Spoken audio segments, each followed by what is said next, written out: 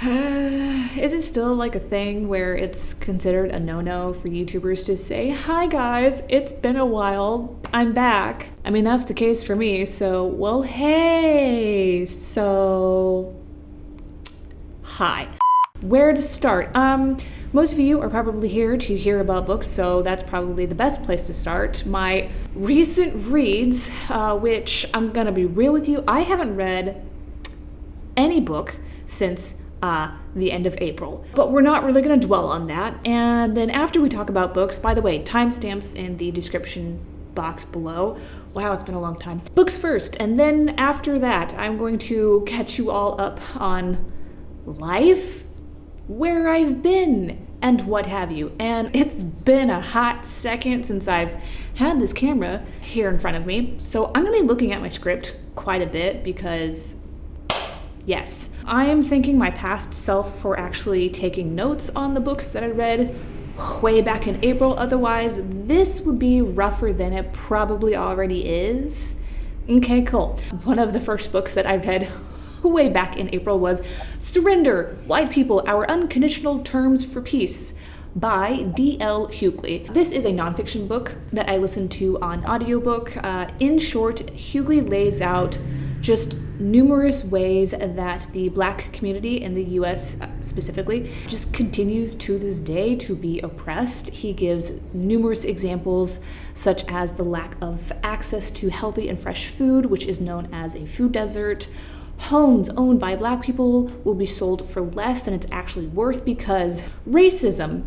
There are very clear bias and racism present in the US police force, which is a huge systemic problem. A brief side note, I'm going to leave a link down in the description box of a short video by Trevor Noah. He talked specifically on that particular issue on the bias and racism in the police force. It's a good video. I think he made such a very clear description of what that even means. It'll make sense if you watch the video. Highly recommend. Any hoozles. So, to summarize though, I'm pretty sure I learned a lot more about the Black community than I probably ever did in my schooling, at least specifically where I went to school in the US, because for any of you who might not know, the schooling, how kids are taught and what they're taught is not, I guess you can say, regulated from state to state. It differs. Yeah, okay, that's really all I have to say on that particular book. I enjoyed it. 4 out of 5 stars for me. I think the only thing is that D.L. Hughley's sense of humor, it might not be everybody's cup of tea. In any case, I definitely think if you're from the US, yeah, you should read this book, especially if you are white. The next book that I read is called Hair Love by Matthew A. Cherry. It is a very short children's book, and I read that on ebook, yes, from the library. The book, it just celebrates Black hair, and it has a specific focus and a very lovely, heartwarming focus on a daughter and a father. The art in it was just so beautiful. It was soft, it was whimsical, and it's a children's book. There's really not much I can actually say about it beyond it's lovely. Anyone and everyone can and should read it if it interests you. I mean, I highly recommend it. And I feel weird to rate a children's book. I always feel weird rating a children's book, but 5 out of 5 stars. It's something that I would like to own at some point, have in my collection. And cool, we're gonna move on. The next book that I read is called They Called Us Enemy by George. Oh, I should have looked this up before I pressed record. George, how do I say your last name? Takei? This is a memoir that it has a very easy and clear storytelling, and the artwork that goes with it was simple but powerful. It's an incredibly eye-opening read about what all Japanese Americans went through, which was being unjustly and I'm not sure if this is a word, but prejudiciously put into internment camps during World War II. The detail in which he goes into is just something that I didn't learn once again back in high school, is I believe when I learned specifically about World War II. It was simply not taught in my school. I feel like particularly this section about the internment camps, it was just sort of glossed over. reading Georgia's story, it reminded me of how when something significant happens, the US continues to this day to kind of have a, how to put this delicately, a fucked up habit of just targeting and isolating specific groups of people, often minority groups, because suddenly that particular group is just a monolith. So this memoir, it's very moving, it's highly informative, and it's definitely a piece of important knowledge that I think should be taught just everywhere in US schools. I do believe at the very end, I read this via ebook, by the way. At the very end of this memoir, I believe with George and some other people's help that there are some schools in parts of the US that are incorporating this into their curriculum, which is awesome, but I definitely think it should be applied to, I hope and I wish, all schools, because again, just fantastic information and information that should not be lost, that we all need to learn about. And also, this is definitely another book that I eventually want to own and put into my tiny little library. It's something that I want to come back to again. And yeah, this is definitely a big recommendation for me. I also feel very weird to rate memoirs, including children's books, but I would give this 5 out of 5 stars. Refreshing. Is this the last book? Okay, so this is the last book, kind of. We'll get to that. This is the last book that I read in April, and it's called Aru Shah and the End of Time by Roshani. Chokshi. This is a middle grade fantasy book, and it's the first book in a series. I read this via audiobook.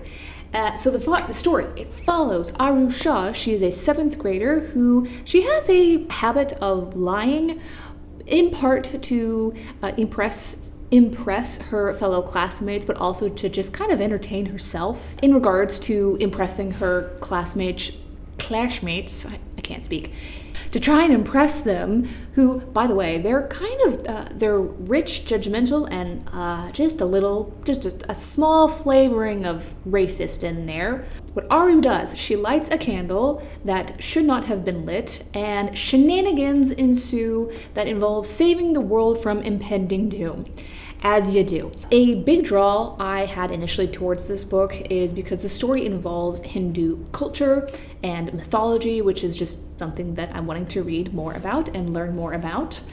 And I recently mentioned blah, blah, blah, blah, blah, blah, blah, blah, blah. And I mentioned that I read this via audiobook, which it was not really my cup of tea. I wasn't really the biggest fan of just how the story was being delivered. The style and the delivery, not really for me. And I will say that was kind of a contributing factor to me pausing on this book. I did not DNF it. I have not officially DNF'd this book, but I definitely paused on it. I don't know when I'm going to pick it up. I paused on it probably about 65% of the way through. As well, this is a middle grade book, which I recognize I'm not the intended audience. But I do think it is a fun adventure book. It also has added elements of mystery that I do think that kids will enjoy. At the point that I stopped reading, I think beyond the narrator just not being for me, I kind of felt like the story was starting to drag a little bit. As my 10th grade English teacher loved to say, cut the fluff. Part of the story could have just been cut down to tighten up the story overall, and I think also to tighten up the pacing. And I think by tightening up the pacing, it would have helped the tension that, while there was tension there, it could have just been improved a little bit. Again, by cutting out some slightly unnecessary details, I suppose. At least to me. I don't know when I'm going to pick this up, but I think if you are on the lookout for an adventure story that is led by 2 young girls who, within the story, friendship is blossoming and character growth is happening, and it's all set in a culturally rich environment, this might be the book for you.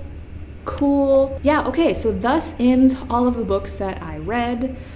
Woof. So why has it been so gosh dang long since I've read anything? By the way, I apologize. There's construction going around the apartment building that I live in. If you hear noises, that's what you hear. Anywho's, I honestly just have not felt like reading anything fiction-wise. If you've been watching my channel for a while, you know I'm always down for fan fiction. I just have not really had the capacity, emotional capacity, brain capacity to read something new, because with fiction, you have to learn new characters and new worlds. And when it comes to fan fiction, you're already familiar with the characters and the world, and I don't have to work as hard to like get into the story. You follow me? So I'm Gucci on reading just all of the fan fiction. My husband, who is over there, he can definitely attest to that. I definitely wish I was in the mood to read some fiction, because I run a booktube and you gotta read stuff to be able to talk about the books and the stuff. So can't wait for that stuff to kick back in. Speaking of booktube and content, in the past, I've definitely tried to do one video a week. That would be my ultimate goal. I've never really been able to, as you can tell, I've never been able to stick to that. So I think from here on out, once I can get back into the groove of reading and making videos, I think what is more attainable and realistic for me is making 2 to 3 videos a month, and we'll just work from there. Sound good? Because that's what's gonna work best for me. Yeah, life updates. Got some bullet points over here. I don't need a bullet point for this. So the biggest thing is, and I touched on this, I think on the last video that I made, I moved to Singapore about a little over 3 months ago, and wouldn't you know, moving to just one country, a brand new country, that already is just a lot to deal with. But my husband and I, we've moved to 2 countries in under a year. It's a lot, folks. Because with here in Singapore, we pretty much had to start over from scratch. And also, something I definitely didn't know is just getting an apartment here. There's a lot more steps and a lot more details that go into it comparatively to getting and moving to a new apartment in the US. So a big thing for anyone, if you ever decide to move to Singapore and you need an apartment, highly recommend getting an agent to help you out with this, because if we did not have the help of an agent, it was already stressful enough. It would have just been extra stressful, and I'm pretty sure we might have missed specific details that we just would not have known about, because, fun fact, before moving here, we had never even been to Singapore, so for the most part, we are settled in. As far as, getting things for the apartment, I think everything else is good to go. We both do like it here. I really think that so far, the only negative is neither one of us, including my husband, who is from Thailand, he is from a tropical or subtropical country, I'm not sure specifically what it's considered, hot country. Neither one of us like the heat or the humidity, so that's fun. But we are not planning to live here permanently, and oh my god, we are not planning to move anywhere for a few years at least. Yeah, it's very beautiful here in Singapore, that's for sure. We both absolutely love all of the greenery. Ooh, speaking of greenery, here's our first beautiful, am I touching it? Yes, this is Betsy. I have no idea what kind of plant she is beyond being a plant. When we went to a nursery to even find out what kind of plant can live indoors in a place where it gets practically no direct sunlight and is pretty much just living in air-conditioned space. There was only like 3 options that were available to us, and so whatever kind of plant this was the winner, and my husband this is like his baby right now. He loves plants. He has the green thumb. I don't. I need another drink of water. Oh, I hope my video is not about to cut off. At the beginning, am I losing my voice? I'm talking too much, and I haven't, wow.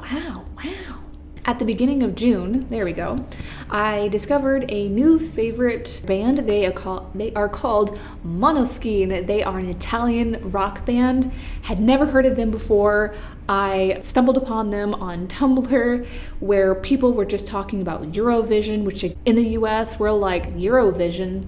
What's that? Apparently it's something that happens once a year. It's basically like a talent show. People sing. I don't know if they do anything else beyond singing. Måneskin, they were the winners, and yeah, I discovered them. They're freaking amazing. Oh no, I'm about to go on a rabbit hole of just singing them praises. I absolutely adore them. For me, that's kind of an amazing thing because yes, I listen to music, but I don't really get into music, if you know what I mean. I kind of consider myself like a casual music listener, so if I ever find a band or a specific singer that I like really enjoy and that I actually get into, it's kind of a rare thing for me. I can definitely tell that Måneskin, they're a lifelong love of mine now. I've watched some interviews with them, and the band members, Damiano, Ethan, Thomas, and Victoria, they all just seem like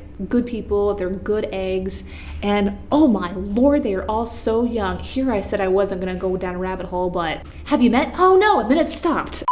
Hello again. Where was I?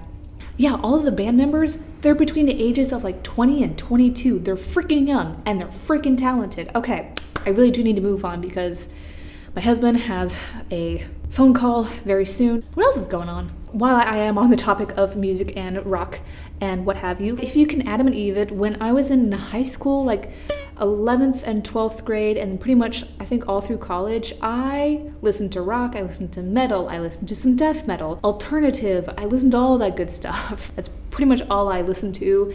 And like after college, I didn't really listen to that stuff hardly ever, but I've been slowly getting back into it pretty much because of Måneskin. I've also discovered on YouTube the wonders of, what was it? It's metal covers of pop songs, which slap. Call me when you want, call me when you need, call me in the morning, I'll be on the way.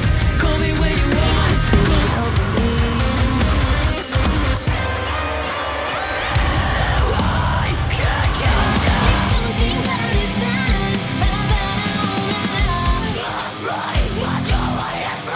They're so cool. They're so good. I'm gonna leave some links of these particular songs and what have you that I've come across. Check it out if what I just described interests you at all. Need to wrap this up. Anything else that's been going on?